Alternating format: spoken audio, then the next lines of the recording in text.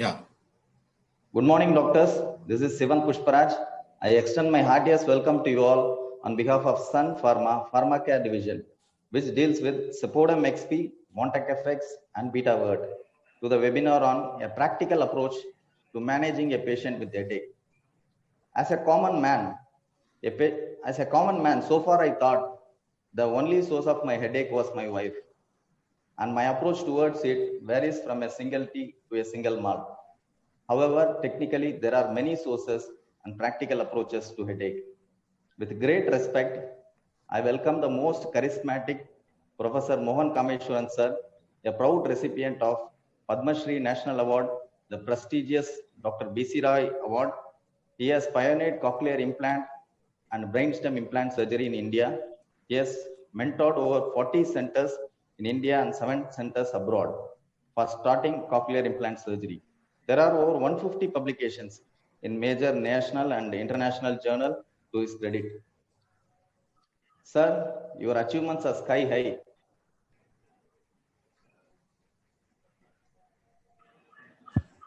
Of about 22,600 pages in Google, but we know you as a simple and modest superhero, sir.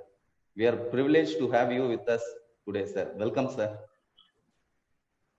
And with a super delight, I would like to welcome our very own young, dynamic, and the multi-talented Dr. Vijay Krishnan, sir, HOD of Snoring and Sleep Disorders, Madras ENT Research Foundation, Chennai.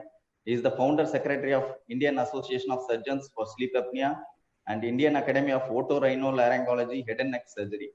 He is the scientific advisory committee member of the World Sleep Society, and he also demonstrated various surgical procedures for OSAs in many national and international live surgical and cadaveric workshops.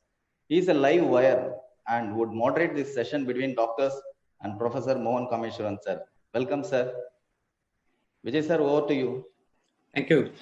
Welcome you all to this one another practical session on how to approach and manage a patient with headache. The previous session on practical approach to managing a patient with giddiness was attended by more than 3,000 delegates across the globe, which made us to think about this program once again. So at the outset, I would like to thank Sun Pharma Pharmacare Division for making this possible, and would like to thank Professor Mohan Kameshwaran sir also for accepting this lecture series. Dear delegates, please type in your questions in the box given below the video, and it will be answered after the lecture.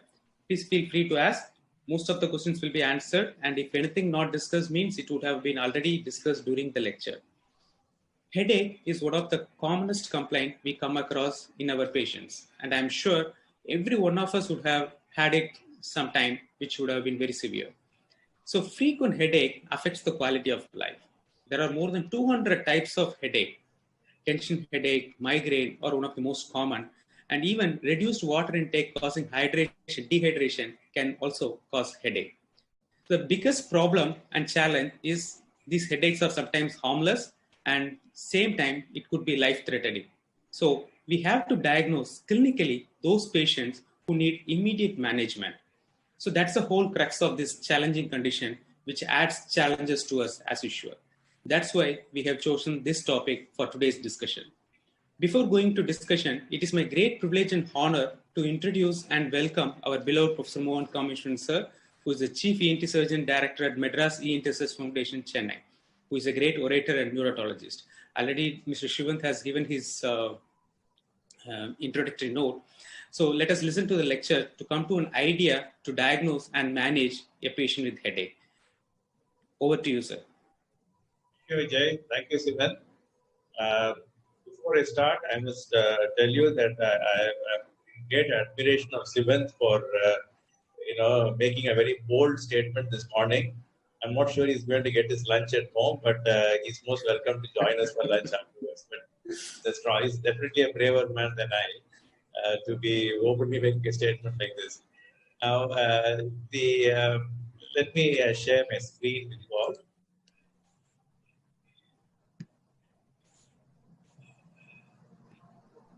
So I've been asked to talk about a practical approach to managing headache. Now, before we get into anything at all, I must tell you something which is very basic, and That is, headache is a symptom, which, as you all know, is a symptom. And common sense dictates that you can never actually cure a symptom. You can only treat a disease. So the important thing is the symptom you have to analyze and see what could be the cause of the symptom, and then treat the cause. So this is true of all symptoms, be it vertigo, be it sneezing, be it headache, whatever your symptom, abdominal pain or any symptom. You can't treat the symptom without knowing the cause of the symptom. So it's very important for us to get to know the basic problem which is giving rise to this. As usual, I'll start off with a few cases. They're all true cases, which you've seen over the last month or two. So I just put them up as an example for us to have a practical idea about how we're going to be managing this problem. First is a 26-year-old lady software techie, and like all software techies, she has done her fair bit of googling and has come to her own diagnosis and has also a very clear idea about how she should. And very often, the problem, I always give a name for this problem, and that is Googleosis. So they have this own theory about how they should be diagnosed and managed and so on. And very often, it's very difficult for you to convince them otherwise. Anyway, this lady came with a history of recurrent temporoparietal headache, more than 10 episodes in a month. And each time they're associated with nasal congestion and also nausea. She also had 2 frank episodes of vomiting. So she herself decided that she's got a sinus problem. So she went and had a CT of paranasal sinus. And sure enough, it showed a cyst a small cyst in the left maxillary sinus. So she was convinced now that she has got a diagnosis right. She's got a sinus headache. So she started taking steam inhalation on her own because she was very happy about going to hospital to see doctors at a time like this. And she had some temporary relief with the steam inhalation, but not always, and it kept coming. Of course, her mother had similar headaches, and she told her, look, I cannot be a sinus headache, but she wasn't willing to listen to her mother. The mother also had a previous sinus surgery about 25 years ago, but didn't do much for her headache. So she said, you please go and get a proper opinion, and that's how she came. Of course, we investigated her diagnosis was migraine without aura, or what we call common migraine. The second is a more serious situation. A 70-year-old gentleman was brought to our outpatient department. The unbearable headache. He was in agony. He was literally in agony. And it suddenly started about 45 minutes earlier. And then quickly, he said, he told the relatives, something serious is wrong with me, and I think I'm going to die, so please take me to the hospital. So they brought him here. The headache was mainly occipital and nuchal in the neck. And the patient was in obvious distress, as I said, with a lot of neck stiffness. He was a bit confused. And he had 2 episodes of vomiting in his 45 minutes. Then he came to the hospital. So we asked for an urgent MRI, and immediately this confirmed our diagnosis of a subarachnoid hemorrhage. He was transferred to an ICU and a neurocare ICU. He stabilized initially, but after about 5 days, he had another massive hemorrhage. This is the second situation. Third is a 45-year-old executive in a company, international company. A history of paroxysmal left-sided headache. So he always has a left-sided headache, and it is more or less, around the eye. So it's frontal, periorbital. He had 2 or 3 episodes every day, last 3 months, almost every day. So you can imagine the distress he was in. Each time there's a little bit of watering of the eye, there is nasal congestion, nasal obstruction, running nose on that side alone, and meiosis and conjunctival condition. He himself was convinced it is sinus because the pain was all around the sinus and the eye. And he about it. When he came to us, we asked for an MRI.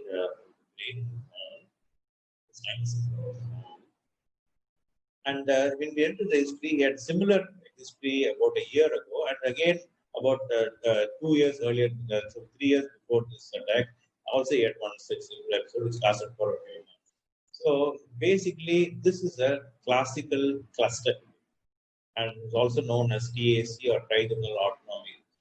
So 3 different scenarios, all of them, and 2 of them confused with sinus headache, and one of them very serious life-threatening.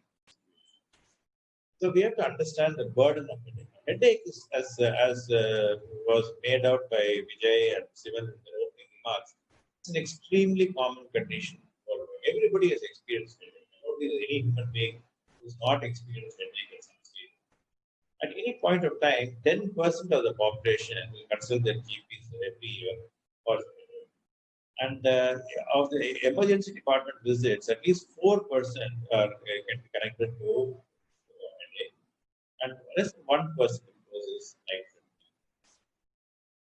Now, the classification of headache, in fact, now we have this classification by the ICH, the International Classification of Headache Disorders. This is a very exhaustive, voluminous classification, almost 260 pages or so, but very, very comprehensive.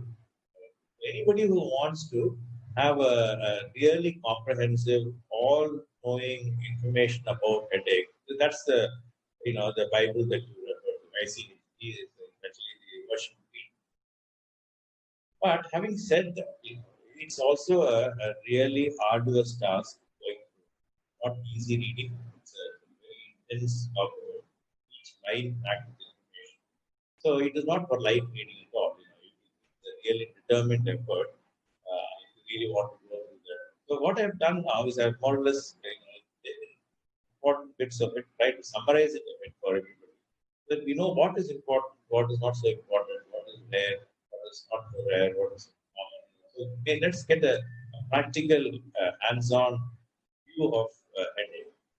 Basically, most headaches, 90% of headaches, there's no underlying cause. You can't make up. Although I said in my opening statement, the symptom that you have to try and find out the cause. In 90%, the fact is that you can't find out the cause. This we classify as primary headaches. The others, where you can find a cause, are usually secondary to some known cause, is what we call a secondary. It could be due to trauma, vascular disorders, or other intracranial disorders, substance use, a whole variety of conditions, infection, metabolic disorders, and so on and so forth. This is the ICHD version 3 that I told you about. Primary headaches, secondary headaches, and third is the cranial neuropathies, which are pain and other facial pains. Now let's look at the primary headaches, because more than 90% of headaches are primary headaches. Of course, the first and foremost on the list is migraine. Very, very common. We know at least 10% of the world population suffers from migraine, and this is a very, very common. Again, equally quite common is a tension type headache. It's also very, very common. Third primary headache, which is less common than migraine and tension type headache, but still seen in a good number of people, is the so-called trigeminal autonomic neuralgias. And chief among them, of course, is the cluster headache, about which we already talked about. But you also have other interesting conditions like paroxysmal hemiplegia and the very long-winded name of short-lasting lateral neuralgiform headache, SINUSITIS, the abbreviation for that. And the last C and T stands for cutting level congestion, and and A and SUNA stands for autonomic disturbance. The other primary headache disorders also there are a few which we probably touch and most of course are the primary cough headache, exercise-induced headache, thunderclap headache, the stabbing headache, the nummular headache, which is interesting, like where you have a coin-like area in the where you have recurrent headaches. Hypnic headache, which is also known as the alarm clock headache, it wakes you up from sleep headache at a particular time of night, almost like an alarm clock. And then the persistent new daily headache.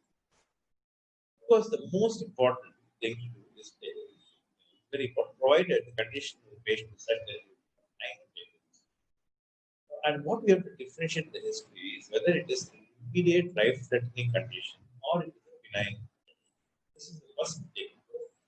You cannot mistake a life-threatening condition. As I said in my second example, the patient is obviously unwell. He is literally in distress and he is suffering. So you know that this is a very serious thing. So this is the first thing that the moment you see the patient, before you get a history of chronic depression, then get a quick history about what happened. Because if it's a patient who's got a migraine kind of headache, who's been lasting for a long time and had similar episodes in the past, the patient will tell you, I'm getting a migraine headache. But a patient who's had a sudden onset headache, which is no previous such episodes, and especially if it's an elderly gentleman, then the whole scenario is completely different. You may be dealing with the apoplectic form type of subarachnoid malady. So you are looking at a totally different scenario. The history becomes very, very important. And the onset, is it gradual, as I said, or is it a sudden onset?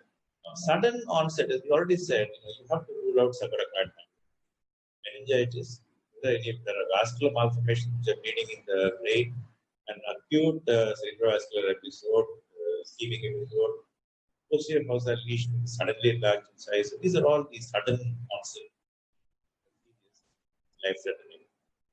Gradual chronic onset headaches, typically migraine, tension type of headache, and the recently developed over several days, weeks, or months could be a new onset of a migraine, tension type of headache, or it could be an increased intracranial pressure or temporal artery.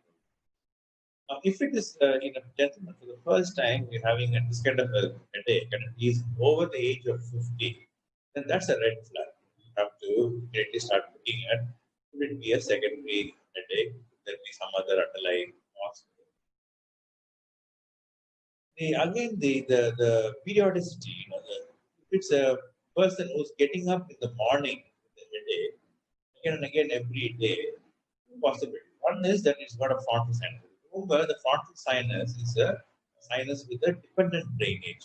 So when you're erect, you're draining the sinus. But when you lie down, you cannot drain. So overnight, and a frontal sinus, that is the empyema, there's an infection in the sinus, first would collect overnight, and when he gets them, this is typical frontal headache.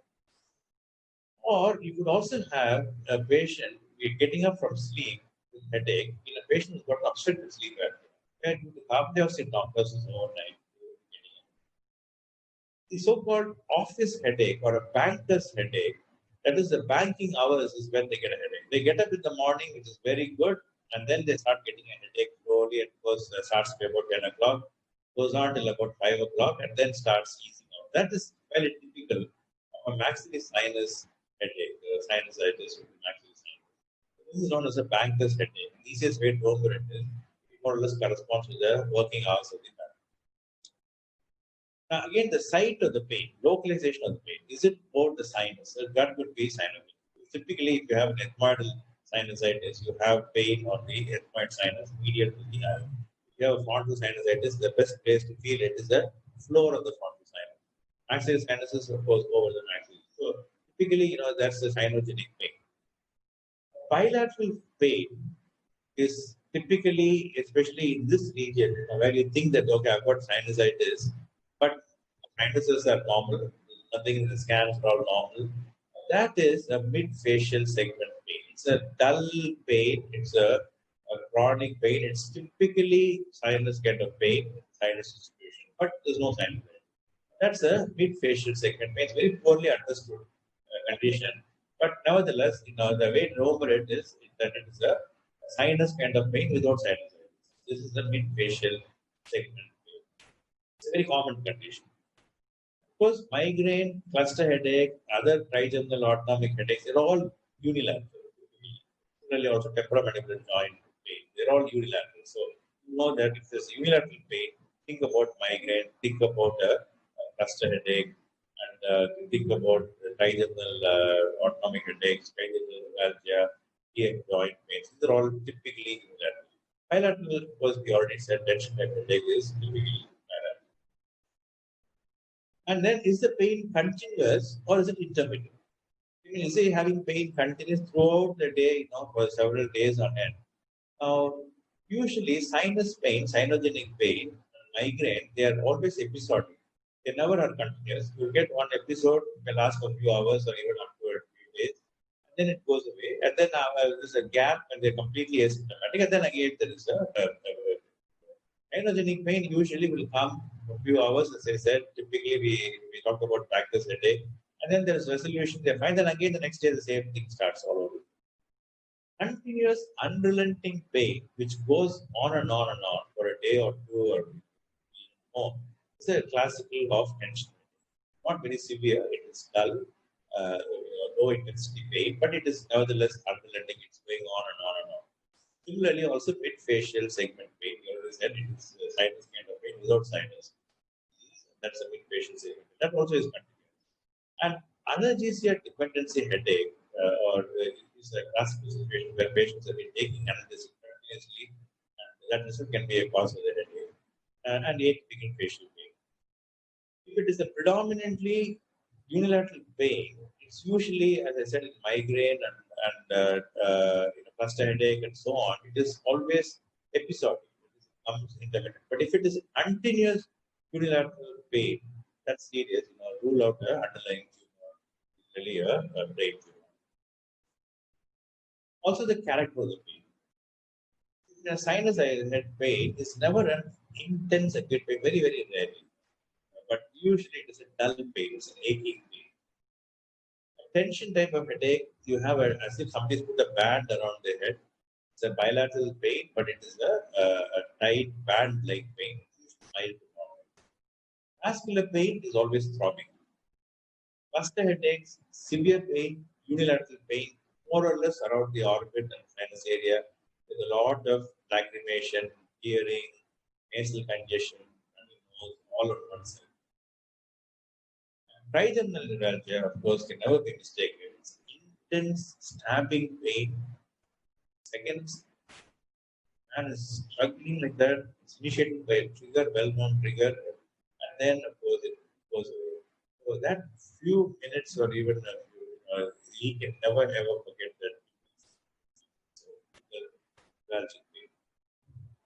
Now, there could be trigger factors. The patient may have identified that there are certain migraine, typically certain food item, stress, lack of sleep, light, being hungry and an empty stomach, or after travel. Some people who say that I had a head bath and that triggers it off. The ladies particularly related to the field of the month. So things like this. So this can be a trigger. Cluster headache typically is aggravated by alcohol. So the patient will say that I started off with the party, I had a couple of drinks, and that's how the started. The alcohol.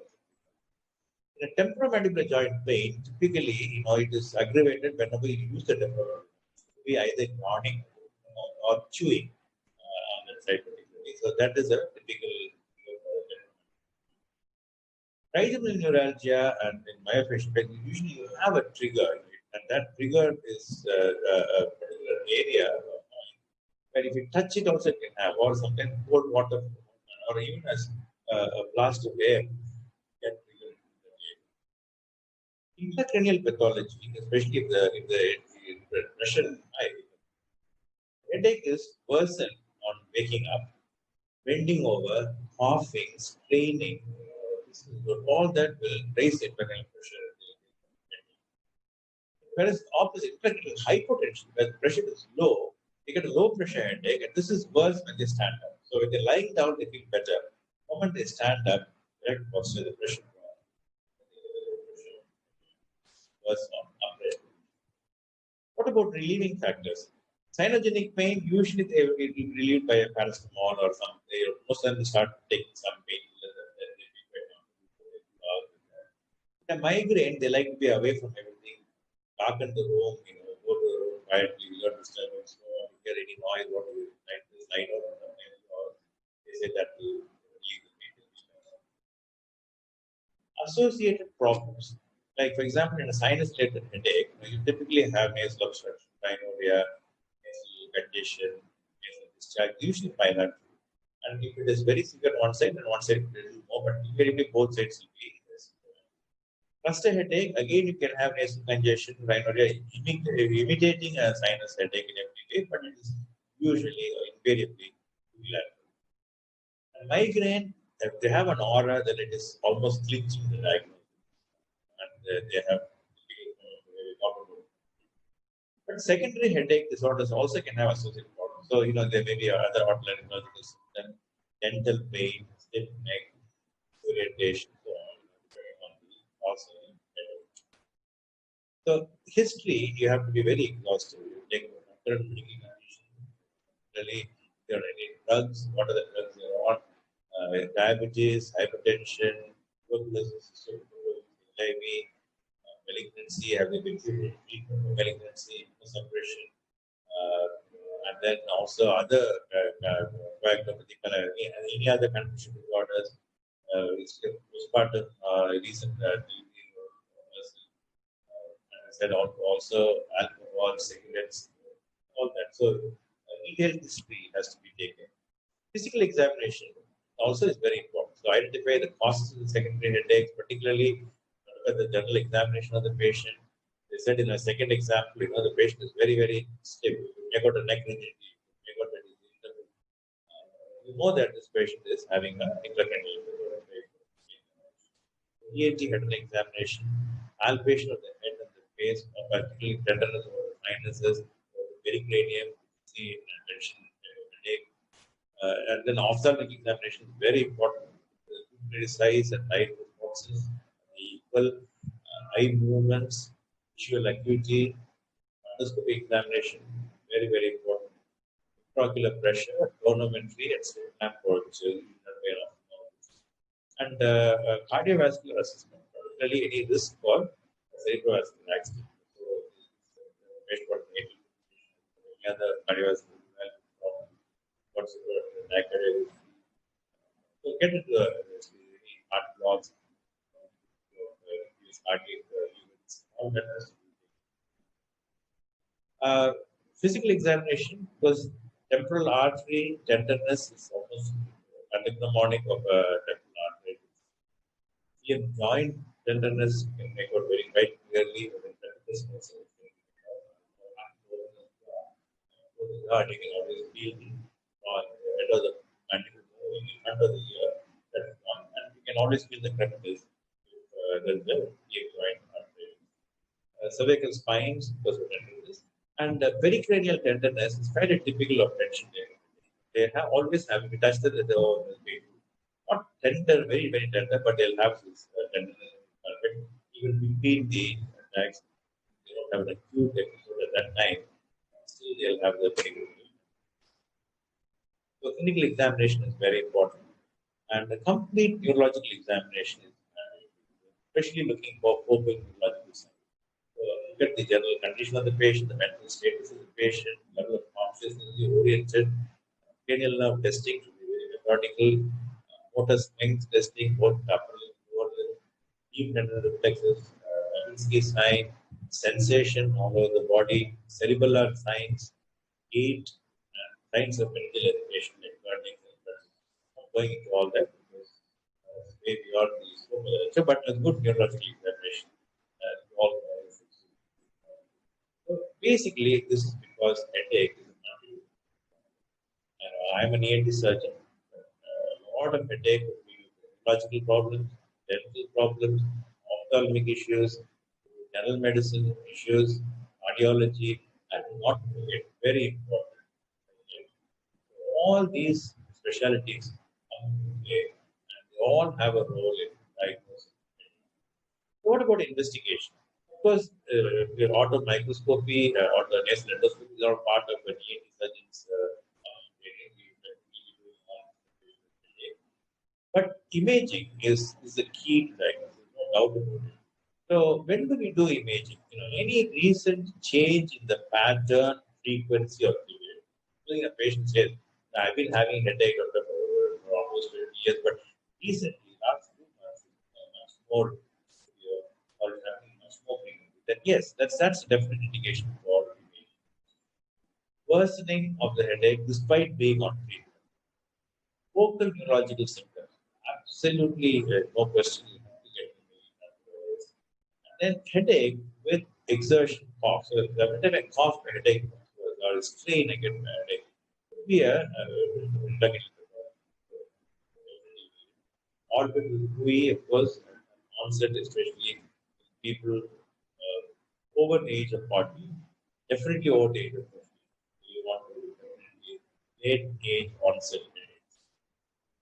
When you're getting a neuroimaging, you may ask us, but very often we prefer an MRI brain with MRI angiography or immunotherapy. And you want to rule out hemorrhage, like a subacute hemorrhage or reversible vasoconstriction, or a parenchymal hemorrhage, brain parenchyma, hypertension, ruptured AV malformation, amyloid angiopathy, pleural AV fistula, or a parenchymal edema, not a hemorrhage, but edema, like the posterior reversible vasoconstriction, otherwise known as thunderclap headache, sinus thrombosis. So all these are very, very important. Imaging can you diagnose. You also want other laboratory testing like a complete chemogram, without any infections. ESR, very, very helpful in diagnosing temporal arteritis, giant cell arteritis. Lumbar puncture, provided you run the imaging and everything is fine, you can get a lumbar puncture, give you an idea about CSF, infection of cellular abnormalities, and CSF. Let's look at migraine, one of the most predominant causes of primary headache. It is a recurrent headache, often unilateral. Doesn't mean always unilateral, but often. Moderate to severe, it's a throbbing. So a patient will invariably have quite a lot of pain and throbbing headache. It may last from anything from 4 to 72 hours. And the class, maybe there's two types. One is the classical migraine and the common migraine. The common migraine is the one where there's no aura. The classical migraine is 25% of patients, and it is usually autonomic symptoms are present, like nausea, vomiting, photophobia, phonophobia, definite aura. And the common migraine is seen in the majority of the patients. Throbbing headache, there's nausea, but there's no aura. So this is the more common way. In a classical attack of migraine, whatever the cause, you typically have a prodrome, which may be from hours or days. When they start feeling unwell, they know that something is not right. Or they may start recognizing it. And there's a typical aura which may precede the headache. Prodrome may be present even in the common migraine where there's no aura, but the aura is typically present in the classical migraine. And it immediately precedes the headache. The moment they get the aura, they know, okay, now I'm going to get a headache. And then, of course, the headache or the pain phase. And this is followed by a post-prodrome when the patient is completely exhausted, tired, he just wants to be left alone, just wants to lie down. A very classical sequence of events happen. The aura in a classical migraine is very, very classic. Majority, almost a third of them will have the prodromal aura, and usually you will find that it's majority of them it is visual. And the visual, the two classical auras many of them feel is either a scrotum or there's a blind spot, or there is maybe what is known as a fortification spectrum, where the fortifications are like a castle wall. So you have the zigzag wall in the castle. The same way you have the zigzag pattern in the field of vision. Some of them, the next common aura is of course the feeling of pins and needles spread over the body. All along the body. It may start off higher up and may start spreading. There may be sensory aura, which is disturbances in olfaction or taste. And there may be motor aura, which may be, as I said, pins and needles, or they may also have, there is a sensory aura like pins and needles, or they may have other language or motor disturbances. So this also may be. So all these are, and usually the aura spreads over several minutes and 5 minutes. So this is a typical scrotum aura. And this is the fortification spectrum. The ICHD, they said the third edition, is the Bible for headache, has classified migraine or described migraine quite classically. They already said last 4 to 72 hours when untreated unsuccessful people. And it's unilateral, usually pulsating quality to it, and it's moderate to severe. The patient suffers quite a bit. And it is aggravated by any routine activity like walking, climbing. So they just want to lie down just to be and during the episode of the headache, they may either have nausea or vomiting, or photophobia or monophobia. So these are all some of the associated features during the headache.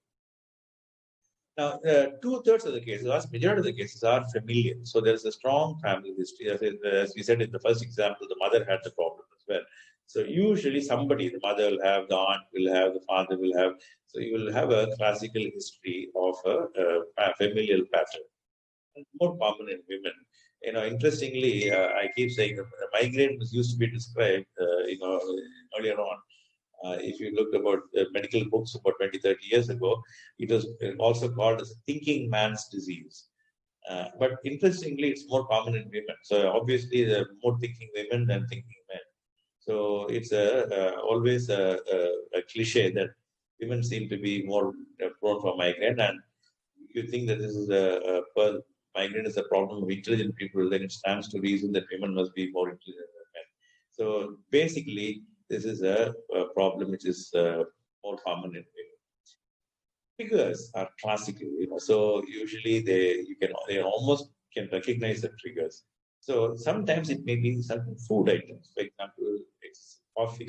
Some of them can drink coffee and say, "I'm going to get a headache. I know I've had coffee too much today." So it may be some types of aged cheeses. For example, after a big piece like a pita or pasta meal, some of them will get it. Smoked fish, red wine, some types of beer, so these are all things. But equally, they all contain thiramine. That's a common factor. But equally, somebody who's not had food, who's been starving and skip meals, they also are. Hypoglycemia also is a very powerful trigger. Hormonal change, which is why certain ladies have headache, typically associated with their periods of the month. Fatigue after very exhausting work, lack of sleep is a very, very powerful trigger. Many of them they 2 nights I didn't sleep well, and third day I got headache. Very bright lights, loud sounds can be a trigger for some people. Citrus fruits for some people can be a trigger.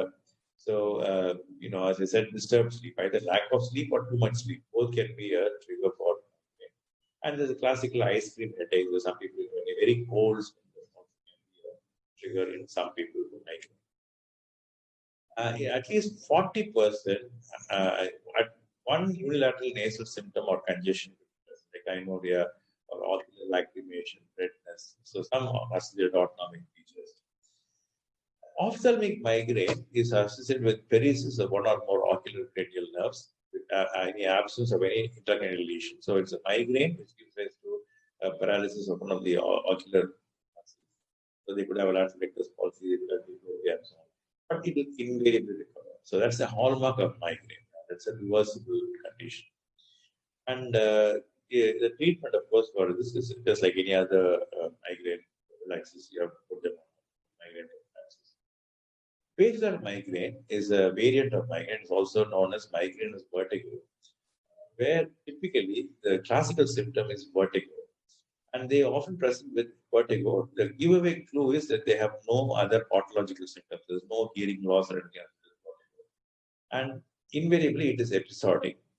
And they've had episodes of this several times. And if you go into the history, they would either have had attacks of migraine in the past, or there's a strong family history of migraine, or they've had aura, or they've had disturbances and so on. So they have symptoms of migraine, which is very often associated with jealousy. Now, because of the basilar character, not necessarily basilar, but the brain stem symptoms become quite often like ataxia, numbness, the extremities. Sometimes they have So, these are the sort of symptoms that are atypical. Hemiplegic migraine is a more serious condition where there's a fully reversible motor weakness. So there is a hemiplegia kind of thing, but the patient after some time is fully recovered. So it's almost like but this is a classical reversible motor deficit, and it is associated with a history of depression. It may also be a sensory deficit. So there could be visual, sensory, or speech and language. So they may have, difficulty talking for a short time. So this is not to be confused with TIA, because there's a history of headache. The headache is then leads on to this, and then there is a reversible. What about the complications of migraine? Now, basically, chronic migraine is a condition where you have more than 15 days in a month, the patient has got migraine episodes, at least for 3 months or more. And this is a classical chronic migraine. Status migrainosis, there are some neurologists who even dispute whether this is really a condition, but status migrainosis is one where typically the migraine is persisting beyond 72 hours. It's very, very debilitating.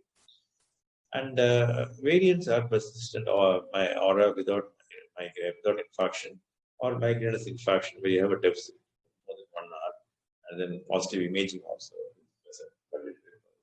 And migraine-triggered seizures also will be complications of migraine. So how do you manage an acute attack of migraine?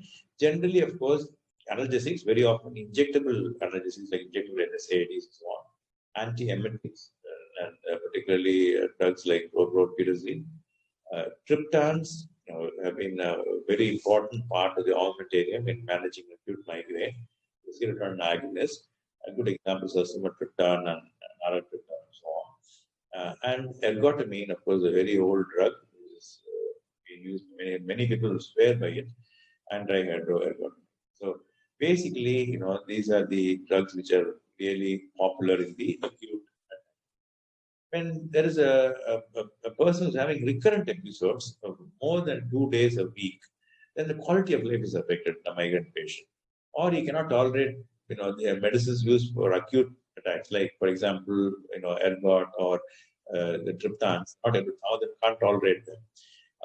For them, so every attack becomes a major attack. So to prevent those attacks.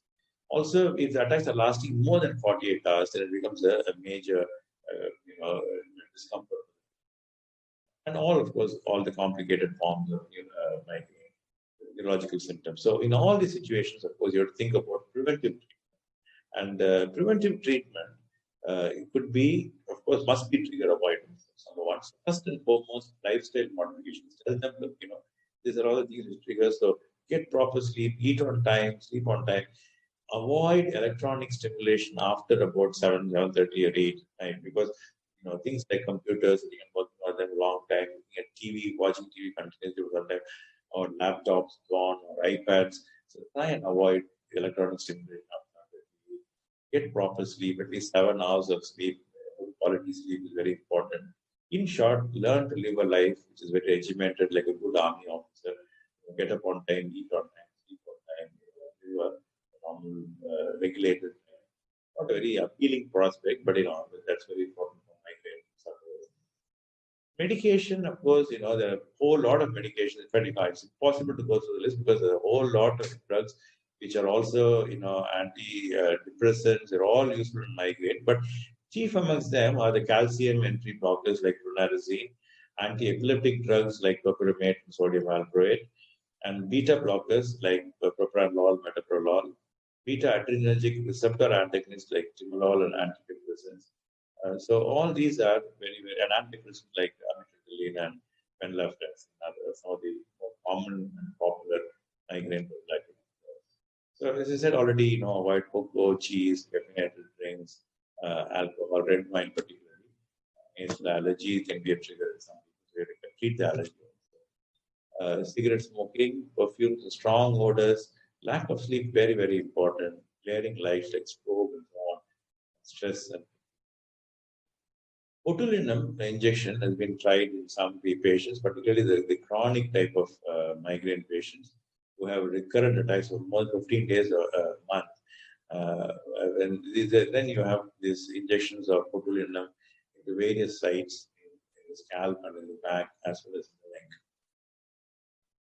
Cluster headache, coming to the other next type of headache, which is a trigeminal autonomic epiphalgia. As I said, it's a very typical headache where it is centered around one part of the one half of the face, usually periorbital, or we can spread from there also. And it usually it is a very short-lasting headache, and you must rule out this kind of symptoms. One important thing is underlying pituitary region pathology. So this is very important before we diagnose any trigeminal hemiplegic. So at least 5 attacks of this kind of headache. As I said, unilateral orbitals or periorbital and temporal sometimes, 15 to 180 minutes, 3 hours. And one or more associated symptoms like running nose, lacrimation, miosis, ptosis, facial or forehead swelling, nasal congestion, lateral nasal discharge, edema. So all these are very, very typically associated.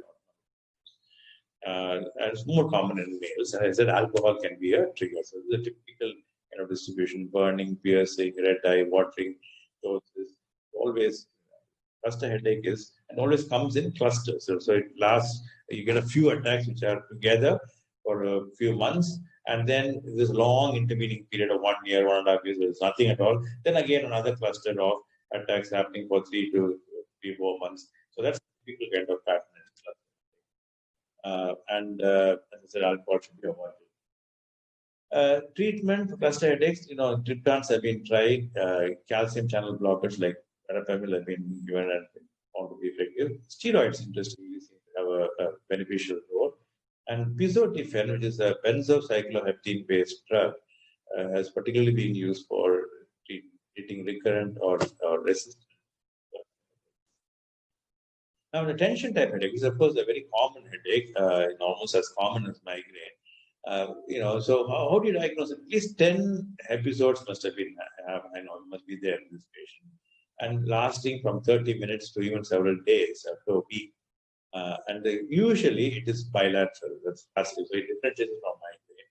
And it's pressing or tightening quality. It is never an acute, severe, unbearable pain like migraine. It's a pressing, as if somebody's put a band and tied it around your head, mild to moderate. And there's no aggravation by physical activity, unlike in migraine. Migraine, people don't want to do it. You don't want to climb stairs, don't want to walk, don't want to sit. Here, they'll be going about with a normal activity. And there's no nausea or vomiting associated. Also, no photophobia or phonophobia as in migraine. So it's quite distinct from migraine. It's easy to diagnose. The acute phase, of course, NSAIDs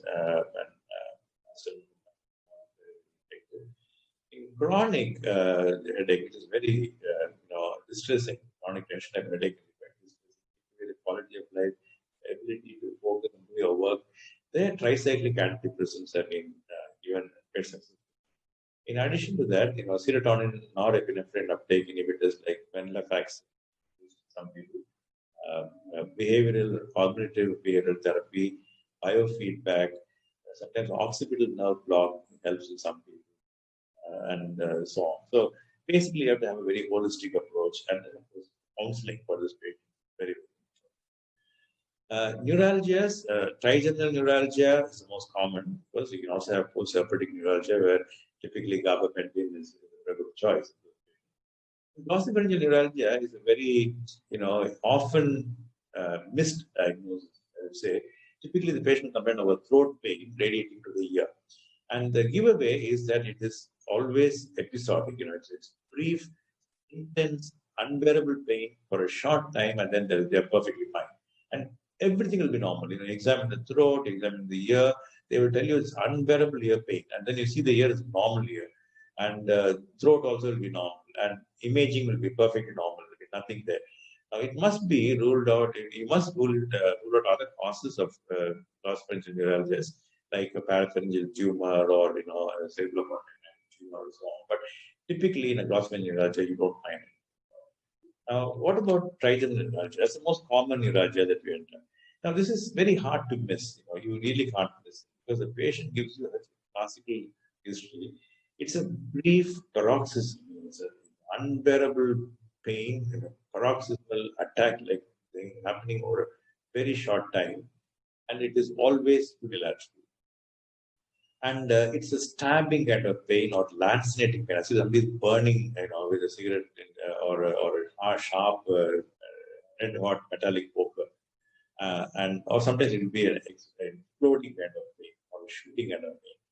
And there's a trigger usually. If you touch that area, they will start getting this. So they'll tell you, they'll say, if I sit in the car and the air blast is there, I get it.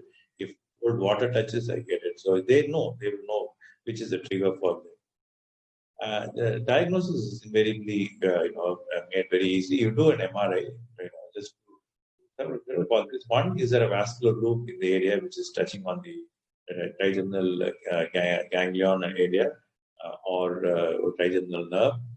Exclude multiple sclerosis. Very, very important. And also positive. For example, vesicular schwannoma, rare but not. Problem is that Tegretol is sodium channel blocker is a sodium channel blocker and very effective in gabapentin, lamotrigine, and topiramate are second line agents. Percutaneous radiofrequency thermo or chemical ablation of the gazing ganglion. Stereotactic radiosurgery is also very effective. And microvascular decompression, if there is an offending vascular loop, is also very, very usually done by a retrosigmoid approach. The ICHD classification for secondary headaches has a whole lot of conditions about which, but we'll go through them. They're not there. If as headaches go, they're not very, very common. Only 4% of secondary, but they are very important because some of them can sudden onset and severe headaches. Some of them can be life-threatening.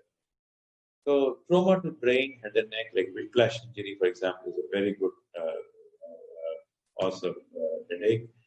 Vascular disorders, intracranial disorders, substance use or withdrawal, infection, metabolic disorders, other facial or cranial structures, and psychiatric disorders. What are the red flags for a headache? So secondary headache, what are the red flags? When do you light up? When does your antenna shoot up?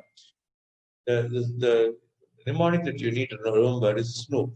So S for systemic symptoms like fever, weight loss, and also S for secondary risk factors like cancer, HIV, immunocompromised.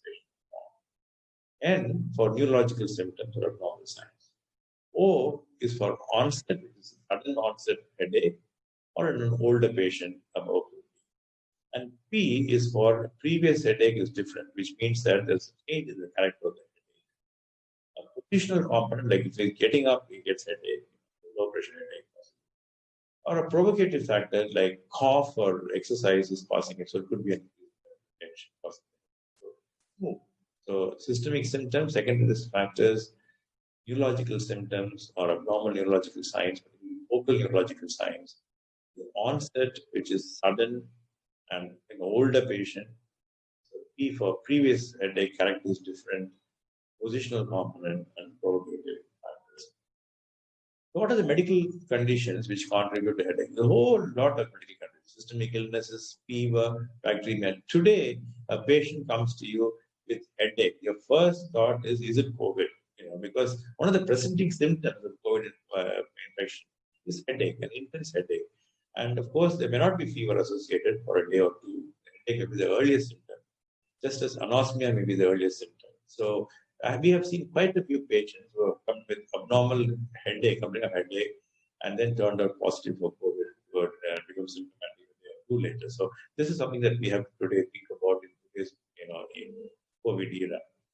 Of course, hypertension, very, very important cause of headache. Or when the patient has skipped his dose or forgotten his dose for 1 or 2 days, there's a sudden increase in the pressure. Anemia, very common cause of headache, unrecognized in many people. Very easy to pick up in the outpatient department. Similarly, cardiac causes of headache, renal causes of headache, and medication, don't forget, is a very, very important cause of headache. So always get a history of the medicine. So particularly estrogens, MAOI, and so on. Headache or facial pain associated with other disorders of cranium, eye, ears, nose, throat. Yeah, well, this is where the ENT surgeon comes. A whole lot of conditions like otitis media. In general, acute otitis media can come with severe pain in the ear radiating to the head. Chronic otitis media will never have headache unless it's complicated. So a patient with a chronic ear discharge coming with headache is a serious situation because invariably it shows that there is an irritation of the dura or that the dura is getting involved. So be very, very careful about this. Here's a good example of extradural abscess.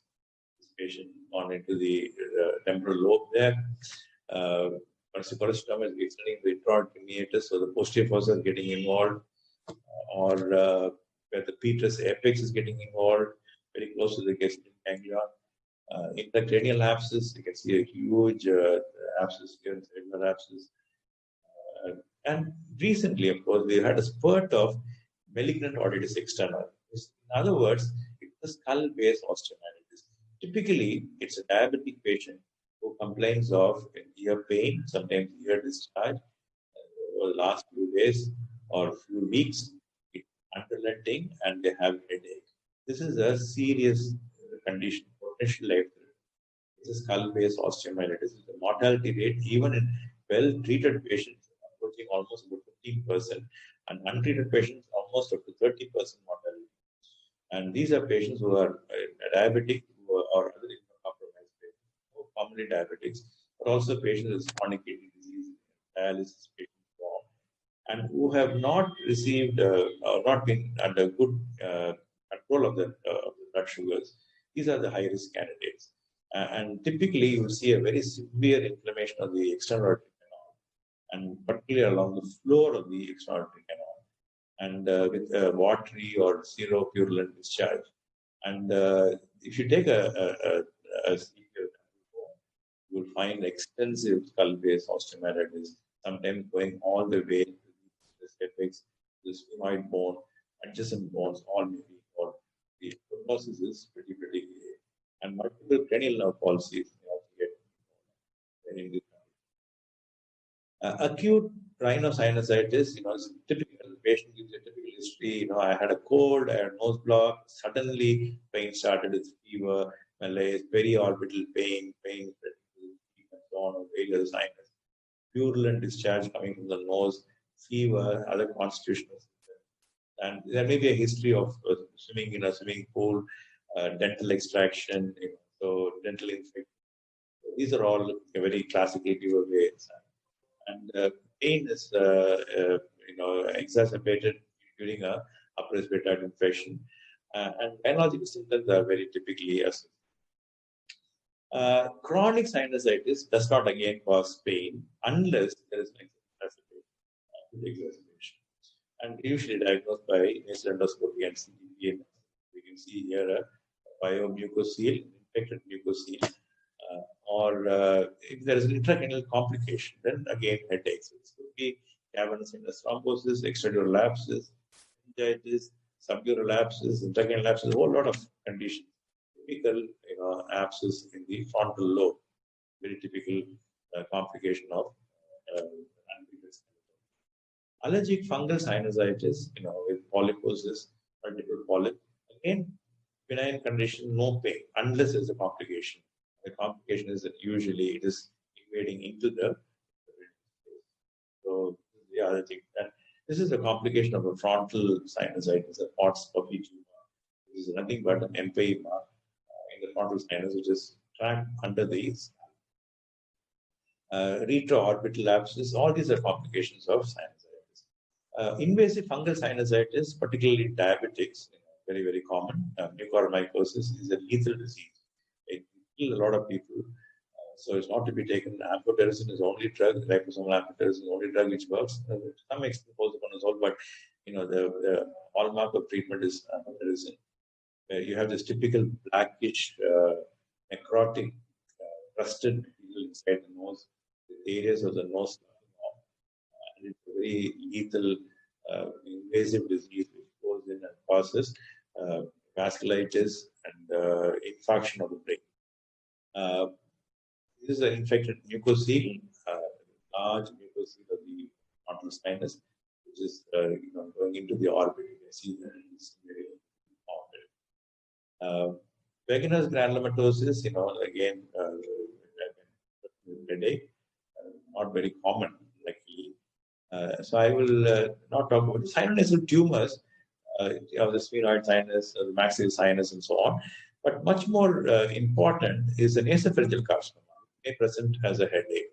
And this is particularly true in a patient who got a unilateral nasal obstruction, headache. Always think about possibility. Could it be a nasopharyngeal carcinoma? And we go jumping into a diagnosis of migraine or a cluster headache. Think about it. The giveaway is that the headache is persistent, it's continuous. It is dull, it is not very intense, it's dull, migraine, like migraine, but it is definitely a persistent pain which lasts over hours and days. The pituitary tumors, especially if there is a can also present. Now, this is a condition about which I want to spend a few minutes. Obstructive sleep apnea typically, presents with headache, and this is because of overnight apneas and hypercapnia. CO2 buildup gives rise to vasodilatation. And patients can get up in the morning with complaining of headache. So this is an important symptom in patients with obstructive sleep apnea. Because you can't miss these people. They are very obese, a very strong history of very loud, heroic snoring. And looking at the throat, there's a very crowded throat. The whole area looks as if there's no space. So the spouse usually is a much better historian. If you ask them, they will say, my husband, snores and then stops and then he struggles, and then starts again snoring. So the history is fairly typical. And it may happen quite often, at least 15 times in a month is not unusual. And usually it's bilateral and is out of pressing quality. There's no associated nausea or photophobia like migraine. And usually it takes a few hours and then it resolves on its own. Temporomandibular joint dysfunction typically localized to the joint, and there is usually a history of very chronic pain which may last for several months, or an acute pain if there has been a triggering episode like I had a biting. I was biting into a very hard food, like a walnut or something, and then after that I had a pain. So it's typical history is available, usually unilateral, and chewing or yawning will exacerbate the headache. And you always feel the tenderness. Just keep it in front of the ear, ask to open the jaw, and you feel the temporomandibular joint, and there'll be tenderness in that area. You have to rule out, get a dental opinion, because there could be malocclusion, there could be bruxism or biting of the teeth. So sometimes they may need appliances to prevent the biting. So dental surgeons, usually are very, very good at diagnosing the condition. So you must treat the aggravating factor. Give rest to the joint. So tell them, to not chew on hard food for a few days, soft food, and some appliances may have to be given to them. Ocular causes, again, very important. Many ophthalmologists may actually pick this up quite easily. Eye strain, refractive errors, acute angle glaucoma, intraocular inflammation, trauma, tumors, pseudotumors. So typical acute angle glaucoma is a very, very common cause of headache. Analgesia dependency headache or medication overuse headache, unfortunately, is becoming very common. A lot of people, Indians love medicine. We tend to keep popping them like peppermint. So most of us are very savvy with medicines. Everybody's got antibiotics and analgesics and everything at home. And the drop of a hat, I could probably say that I took azithromycin or I took paracetamol, I took this, I took that, I took Combiflam, inflammation. So all these kind of NSAID overuse is very, very common. Unfortunately, we don't realize how serious it can be. And a whole lot of drugs like aspirin, codeine, triptans, opioids, all of them have been misused. Medication overuse headache is defined as headache present on at least 15 days a month, and regular overuse for at least 3 months for drugs, and is markedly worsened during the medication. So basically, you want to withdraw the medication slowly. This is a goal of therapy. And even after relapsing, you see at least after withdrawing, you see at least about 20 to 40% that could be a relapse. And it must limit the future abortive use of drugs in these people. Trauma, extradural hematoma, subdural hematoma, intracellular hematoma, history of headache with vascular disorders, subarachnoid hemorrhage is the worst of the lot. Because bleeding aneurysm is another very important cause. Acute ischemic cerebrovascular disorders, unruptured vascular malformations and then arthritis like temporal arthritis and giant cell arthritis, and arterial hypertension, of course, is uncontrolled. Very, very important cause of headache. Subarachnoid hemorrhage, we already said, it's an apoplectic form, sudden headache. Most common presentation is occipital or nuchal pain, vomiting, neck stiffness, mental status. Remember the patient I talked about, the second patient. Focal deficit like seizures, coma, papillary edema, very grave prognosis. Immediately needs to be shifted to a neurointensive care unit. Aneurysms, especially the small leads of aneurysm, can present with headaches which are recurrent, and MRIs or MR angiogram will diagnose it. Stroke can present with headache before the other symptoms appear, especially concomitant infarction. Intracerebral hemorrhage, carotid and vertebral artery dissections, arteriovenous malformations, rare causes, but these are all causes. Cerebral venous thrombosis again can happen, especially the specialized sinus thrombosis is probably the most common, and sigmoid sinus thrombosis following chronic otitis media. Headache is the most frequent symptom with papillary edema, focal deficits. This is a typical specialized sinus thrombosis. As I said, arterial hypertension, particularly patients have skipped their doses, they're not treated or undiagnosed arterial hypertension where there can be a hypertensive crisis. Encephalopathy, patients who had eclampsia, pre-eclampsia, pheochromocytoma, certain drugs is important to diagnose them. Temporal arthritis is a very typical condition where you have headache, fever, tongue claudication, visual disturbances, oculitis. Sometimes they may have sudden loss of vision, when one or both eyes. Usually in ladies over 50 years of age, and you typically have tenderness over the temporal artery, front of the ear. High dose steroids is what is used. Reversible cerebral vasoconstriction syndrome is also otherwise known as a thunderclap headache. Is a typical condition which where you have a imaging shows this kind of beaded appearance of the vessel. It is commonly seen in patients who are using drugs like cannabis, cocaine, binge drinking, and particularly nasal decongestion, like xylometazoline, orthometazoline. People who keep using these drops for nasal obstruction is very, very high risk. These people. It may also result in, generally, it's a benign condition, doesn't do much harm, but in a very small proportion can give rise to hemorrhage or even stroke. Empty cell syndrome is more common in obese women over the age of 40 or 50. Typically, headache is a symptom, but they have dizziness or blurring, memory loss, which could be present. Technologically, they could have galactorrhea, amenorrhea, especially in premenopausal women, and diabetes insipidus. Typically, they're obese and they also have hypertension.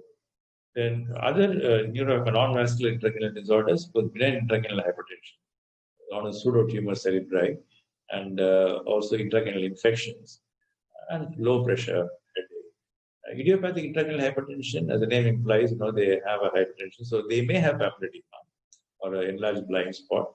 May or may not necessarily.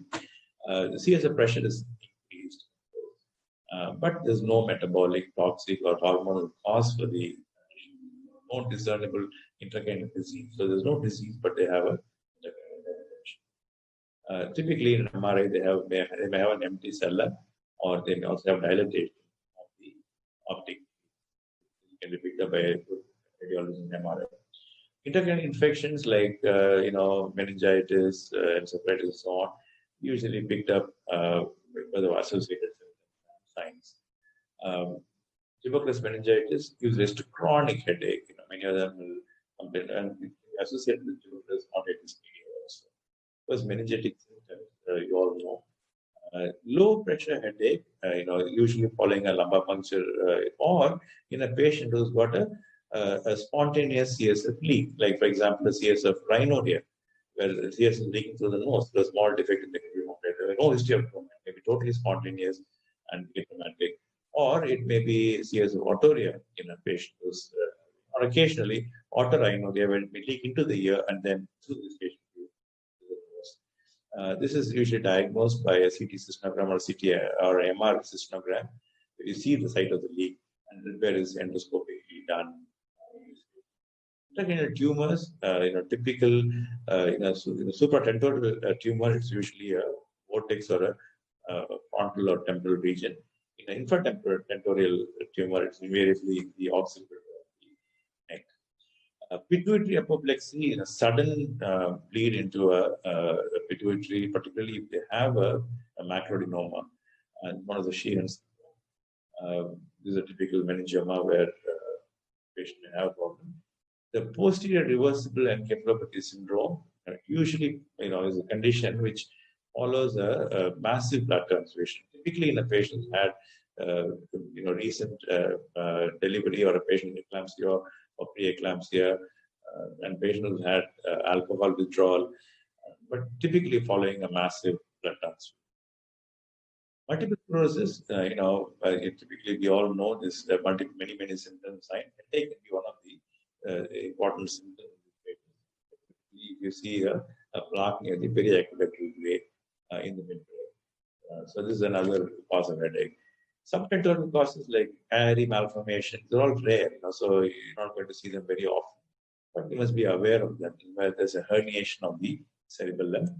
And cervical diseases like spondylitis or other pathologies like tuberculosis, spine, and so on. Metabolic disorders, in hypoxia and hypoglycemia can prescribe headache. Hypercapnia, typical cause of headache. And as I already talked about, sleep apnea in this condition. Common drugs always get a history of whether they have been on any nitrites and phosphodiesterase inhibitors like Viagra and so on. So this is another common cause. Carbon monoxide poisoning, typically a person who sat in a car for a long time with the air conditioner on and all the windows up, is brought to a confused state, semi-conscious, and complaining of headache. Psychiatric, psychogenic causes of headache are quite a few. I'm not going into them, but there's a whole lot of those conditions. Remember, and usually, by getting a good history, you can start getting the feel that is more than just a simple headache. So, when is a headache an emergency? Abrupt, severe headache like a thunderclap, headache with fever, stiffness, mental confusion, seizures, any other symptoms like double vision, balance problems, other neurological symptoms. A chronic headache which is getting worse after coughing, new headache pain in an elderly patient over the age of 50. All these are warning symptoms. So headache may be a manifestation of a simple benign problem or a life-threatening condition. Thorough history taking, physical examination, and investigation diagnosing a lot of these conditions. I think prompt diagnosis and intervention are very, very crucial to surface management, and awareness of the common problems which can give rise to headache is key to managing these patients. Thank you very much.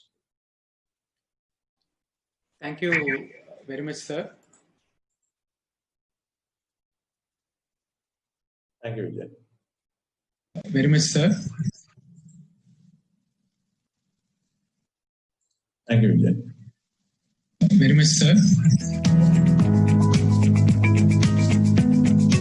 Thank you, Vijay. Very much, sir.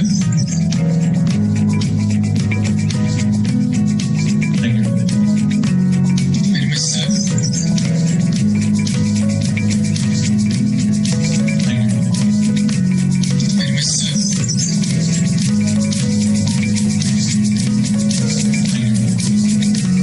Very much, sir.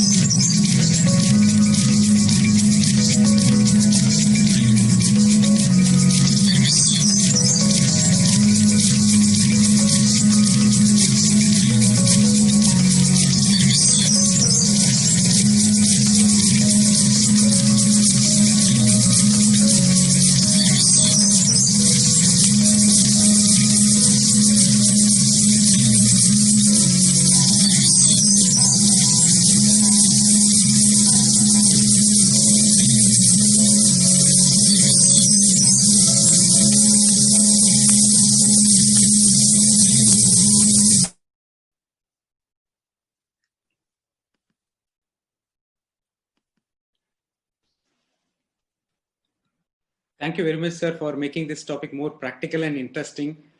And you have covered the entire topic on headache briefly in this 1 hour session, which usually they do a 3-day conference on this topic. There are so many questions coming up. And the first question which I would like to ask you is about pediatric patients having headache. Yeah, it's a very important question. And in fact, I have not covered it because it is a huge topic in itself. But suffice to say that pediatric migraine, is a underdiagnosed condition. Usually the history is quite typical. It may not be that sometimes it may be bilateral quite often. And it's episodic. Children can be quite disturbed by condition. So pediatric migraine is a very common cause. And in children, of course, you have to rule out other cyanogenic causes like sinusitis, very common in children. Usually after episode of cold or cough, they can go very easily for more common than maxillary or frontal. Okay, sir. So a lot of these conditions, but generally don't image with the CT scan in a child unless there's a very, very strong reason for the video. An MRI would be a better option. You think avoid a CT. Pediatric migraine is one of the common. Dr. Kasi from Naganallur, he's asking, how does the COVID-19 headache present? You have very, very interesting question. It's a very. I've seen a few patients now. Interestingly, they will come and tell you that this is a headache they've never had before. It's a different kind of headache, extremely distressing for the patient. Doesn't respond very well to analgesics. They've had 2-3 paracetamols, not responded to that. They've never had anything like that. Usually bitemporal or bilateral headache, and cannot have any. So the warning that you get is the patient's history that was unusual. Otherwise, the patient is well oriented. There's no other neurological sign or anything. Doesn't fit in with anything else. It is almost like a tension type headache, but much more severe than a tension type headache. That's how it presents. Generally, it could be the first presenting symptom. Ask for anosmia, ask for dysgeusia, change in taste, fever, body ache, malaise. But sometimes none of them will be present. You have 4 patients that have seen this is the first presenting symptom. But of course, later on, they will link for other symptoms. So, Dr. Nishim Kumar Addy from Kolkata wants to know tension headache caused by computers and mobile users. Excessive usage of. Excellent question. Yes. In fact, it's a very common provocation now, and it's well worth asking. It's a very classical thing. This overuse of computers, and some of them are stuck with them. Almost 18 hours a day. Not necessarily due to work. Sometimes they're so obsessed with it. Mobile phones. WhatsApping messages, 500 messages in a day, and so on. These are people who are prone for this very often. It could be either tension type of headache or migraine. Both they can manifest. People are prone for migraine. Also, that's migraine.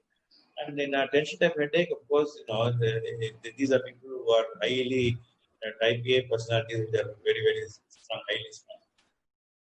They go in for typical tension type headaches, bilateral headache, dull headache, lasting for days together, and persistent headache. It's a classical. It's a very important point that you made. You have to get the history of the type is typically cut out. Techie in 30s, 20s, 30s. Yes, sir. Very savvy with the mobile phone. They have 3 mobile phones. Dr. Jaspreet Aurora from Lucknow wants to know insomnia with headache off and on without aura. So, what is your opinion? Yeah. Insomnia is a very important trigger for migraine. Aura may not be present.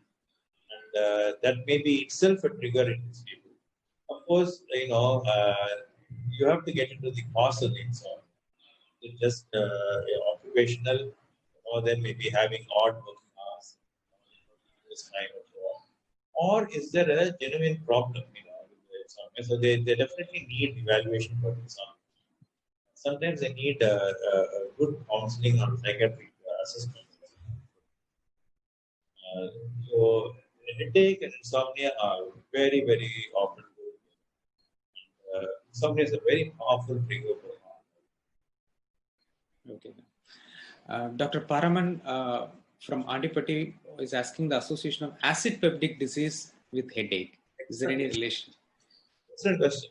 The reflux disease, particularly what we call laryngopharyngeal reflux. This is different from GERD. In gastroesophageal reflux disease, it's a lower esophageal sphincter which is common. Laryngopharyngeal reflux is a lower and upper esophageal sphincter. We often seen in patients with sleep apnea.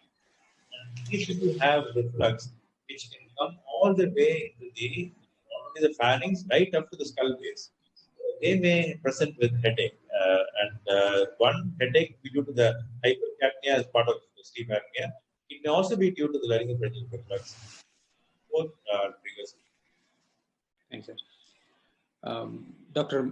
Mahedin from Perintalmana is asking, what's the best medication to alleviate the pain during acute attack of migraine? So, many of them will have, I already talked about it, but many of them may need injectable NSA, like and so on. That may be the only thing which will relieve them. The triptans are very effective. When they're effective, they're very effective. So some of them will, you can give a trial with something like sumatriptan, increasing up to, and combine it with an analgesic. Prochlorperazine also in the acute phase. I had ergotamine and ergot some. So these are all the drugs which have been tried. Sir, I remember that triptans came as a nasal spray. Yeah. How effective it is, sir? Zoltriptan, it is effective. Some people it's very effective. So those who respond to zoltriptan also respond to this. Zoltriptan, the only problem with zoltriptan is that it has to be applied to the nose, and some people are not very good at the route of application. But it works immediately because nasal route is very quick in absorption. Very good. Yes, sir. Sir, Dr. Ajay Batkava from Roorkee is asking, is migraine overdiagnosed? And what are the differentiating features from other hemicranial headaches? Actually, migraine is fairly typical. You go by all the characters. It's a very good question. I take your point. I think, when people come and say headache is severe, the first thought is migraine. But having said that, migraine is common. Have to keep that in mind. But before you diagnose migraine, you must have ruled out other second cause. So, as you got a pain on sinus, some other problem, so you need to definitely rule out other causes, then you come to a diagnosis. Migraine has got its own typical. Dr. Manjunath Rao from Chitradurga, role of physiotherapy, IFT in headache, especially very good, excellent tension question. headache. Very good question and very, very valid point.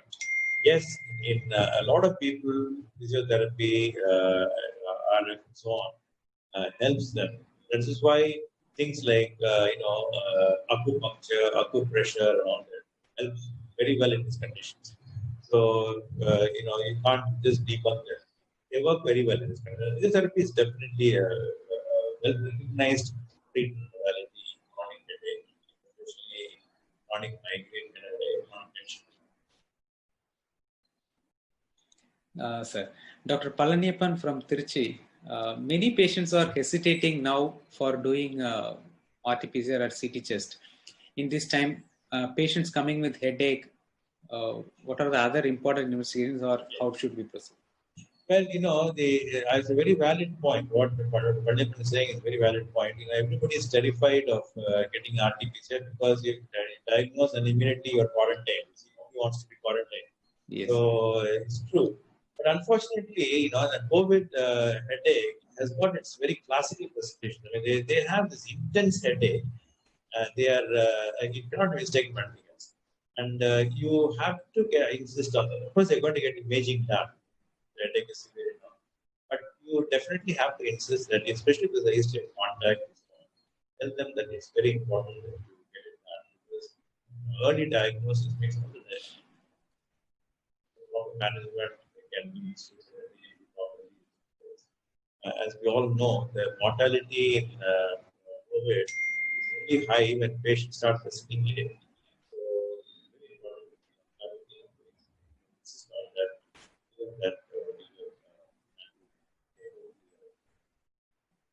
Sir, your voice is a little breaking, sir. Okay. Dr. Prakash Kumar Munka from Bokaro. Welcome, sir. So his question is, if you identify 5 most common causes of headache in your clinical practice, what are the top 5? First of all, I must tell you that my clinical practice is not typical, because I am an ENT surgeon and I get a lot of referral patients, so this cannot be typical. But answering your question, I think the most common cause of headache, if we are going to take the top 5, will be the tension type of headache, the migraine type of headache, and then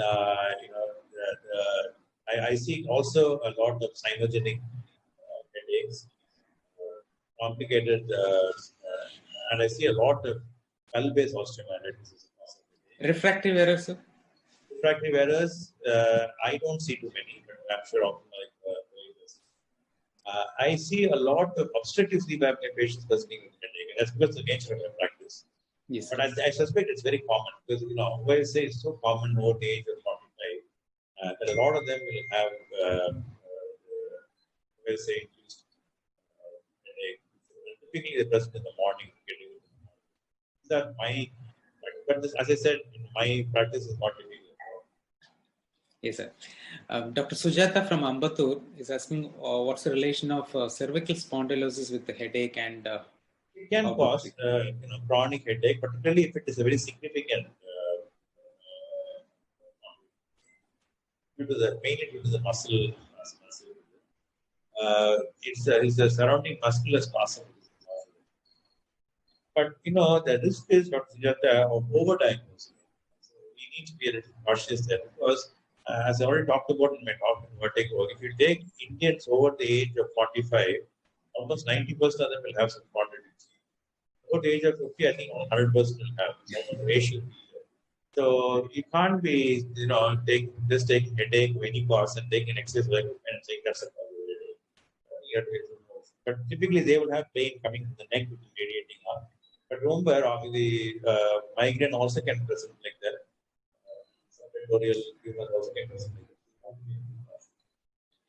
So Dr. Rajesh M. Shah from Gujarat is asking what for the prophylaxis, if we give tablet flunarizine 10 mg at bedtime, how long is to be given?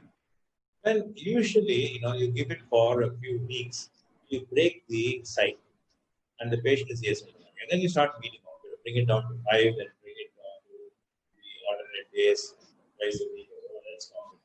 You don't want to keep it too long, because of the several reasons. One, of course, it's a drug which can give rise to weight gain, some depression, mood changes. It's a good drug, not against it, but it's a drug which has got quite a lot of you need to be keeping it and taking it at the earliest. So, generally, in my practice, I would like to give them for about a month, maximum about 2 months, then start feeding. Then keep it. By the time the patient also has got into a pattern in his lifestyle and tell them to use analgesics only rarely. Generally, these patients will be Dr. Abha from Delhi suggesting, does head massage relieves tension headache? Yes, because as I said, in tension headache, one of the things that you see typically is pericranial tenderness. Many of them will, even if you just touch the lips, these are the people who have tension headache. Giving them, acupressure, massage helps them, definitely helps them. That's what Dr. Prakash Kumar Munka also suggesting. Many times diversion techniques, maybe like exercise, mental diversions, help the patient. What is your comment? it definitely will help. So definitely, there's a role for all. This is why, these are the people who benefit from acupressure. Dr. Vipul and Patel from Ahmedabad, ENT surgeon, he's asking, what is the common presentation of anterior inferior ethmoidal nerve syndrome and its relation to headache? Yeah, so-called Sluder's syndrome. It's a very rare condition where you have typically the tenderness over the it may be due to pressure on the, or thought to be due to the pressure on the, not very well proven. I must say that it's thought to be due to pressure from the septal deviation and so on. Not exactly confirmed.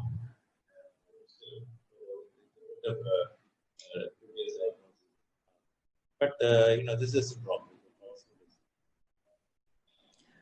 Dr. Gopinath from Ambattur is asking about abdominal migraine and how do we manage?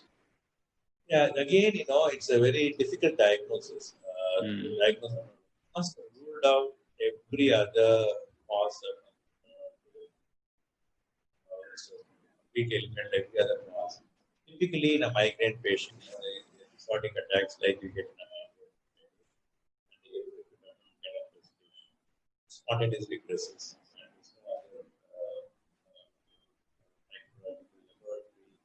The sound. So these are the patients who are diagnosed. But it's a diagnosis which you have to take with a lot of caution. Yes, sir. Dr. Aparna Banerjee from Kolkata is asking if there is a patient with tension headache or cluster headache or something, and you are suggesting a radiological investigation, which investigation do you prefer? CT scan or MRI or any specific? MRI, because it will also cover the sinuses. As for MRI of the brain, it will also include all the regions. And there's something which is very specific in the sinus, it shows up in the MRI, then you can ask for a CT scan. But MRI will pick up most of the sinogenic causes also, orbital causes. And MRI with MRI angiogram also. Same way for beta blockers in migraine. So how long we can give by Dr. Sujata Ambattur? Beta blockers can be given generally a little longer than calcium. Like calcium. Generally, they have much less side effects. They can be given much smaller doses. They can be given periods like 3 months, 6 months. Generally, in my practice, I give them for about 3 months, and then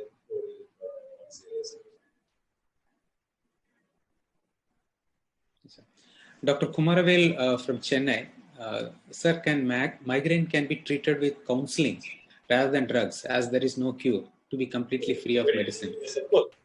Counseling, lifestyle management is the best. Exactly. Long-term medicine don't work.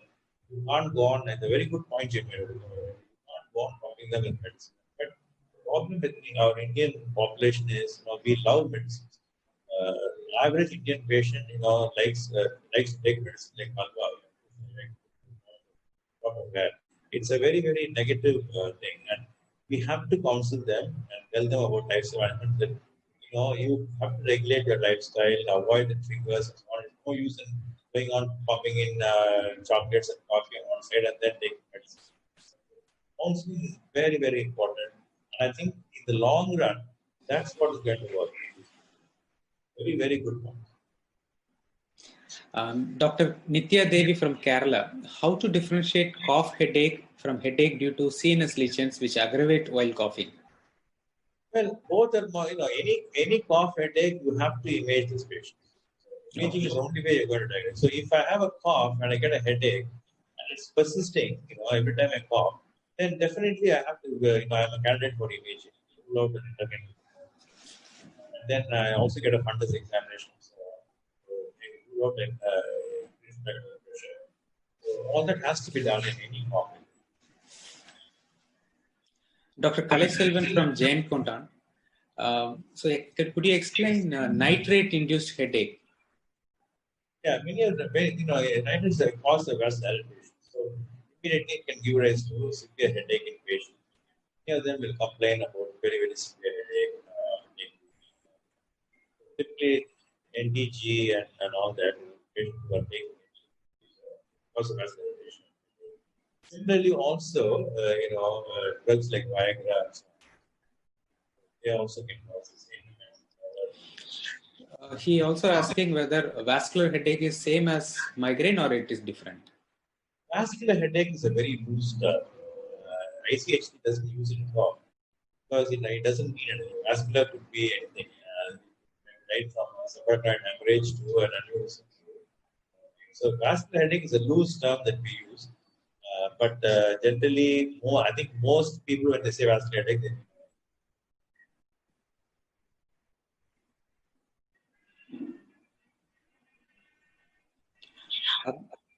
Sir, that reminds me the question, how do we diagnose and manage basilar artery aneurysm? It's a very serious condition. Fortunately, very rare. But the diagnosis is only by an MRI angiogram. Patients present with a period of symptoms that are associated with the main stem. So, vertigo, uveitis, ataxia, Basilar, very many features. And of course, headache also. Now, the only way you can diagnose it is confirm it is by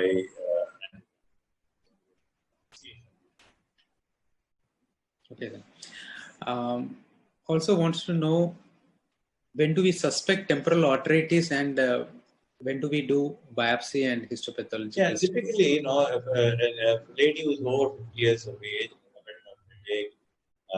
being very unwell, visual disturbance, maybe bilateral. And these people, if you just touch the cases, would have very often felt it. Just touch it, severe tenderness also. So ESR is high, right? So in these people, because the biopsy of the artery, steroids is the main line. So Dr. Natarajan from Salem asks, when do you suspect headache as cause of cortical vein thrombosis and is it common? Not common, fortunately, Natarajan, but it usually happens after a period of delivery, for example, or after head trauma, after internal infection, so on, or then neurosurgical intervention. This is when you get a superior sinus thrombosis. Typically after delivery, postpartum, very nice. Dr. Rajkumari from Indore is asking about psychogenic headache and is there any role of medicine? And very good question. As I said, I didn't cover it today because it's really beyond my scope. Yes, sir. But I think you'll have to get a psychiatrist to talk about it. There's a whole topic. I think you have a 1 hour talk there for you. But it's a whole lot of conditions headache can be present, right? From OCD to depression to bipolar disease, a lot of them can present headache. It may be the only symptom it may be the sleep. So a whole lot of disorders, but usually you can pick it up by their body language, their way they talk, their history, their distress, their depressed. So those can be picked up. Those cues can be used. And I want to really, there are 3-4 questions on cause. I have frequently seen cases of headache in post-coital status. And could you explain and how to manage? That's quite easy to understand. Just like a cough headache, it's again any excessive physical activity giving rise to headache. Quite common. It may be due to a condition of the venous drainage, or it may be also due to transient, very transient. And Dr. Sujata from Ambattur, we have heard of sudden death in school. Is there any relation to these kind of any situations? Any comments? Sudden death. School. A lot of conditions can give rise to. For example, a long QT in children is a very common cause of sudden death. Especially there's a called torsade point where the ventricular fibrillation happens. Long QT is and usually there's a family history also. It may be a whole lot of conditions can give rise to sudden death in children. That's a huge topic.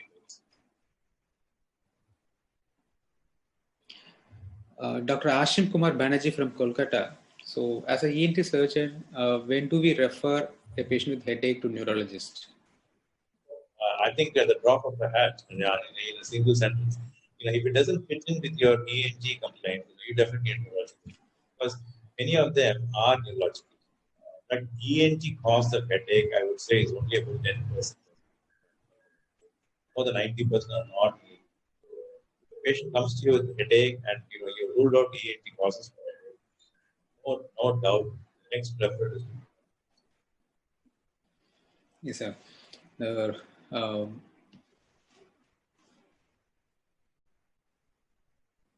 Is radiological investigations like MRI warranted in patients with migraine?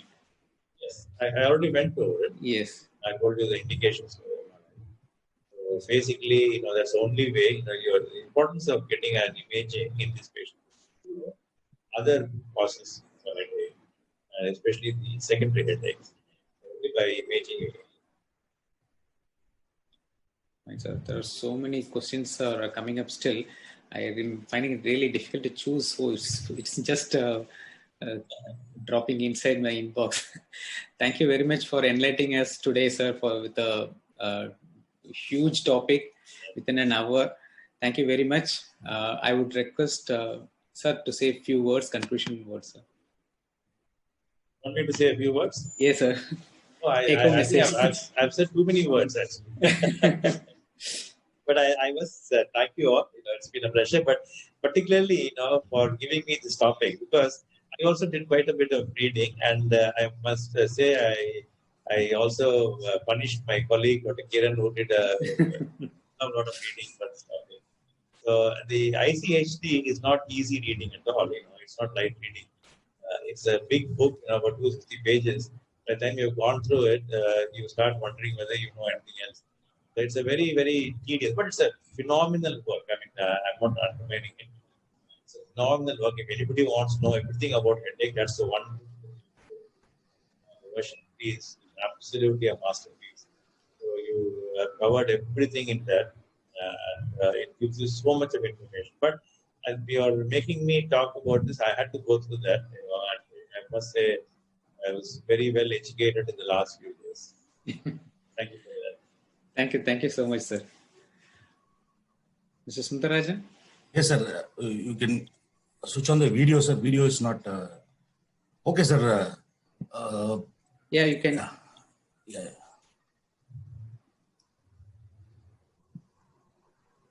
Able to hear, sir?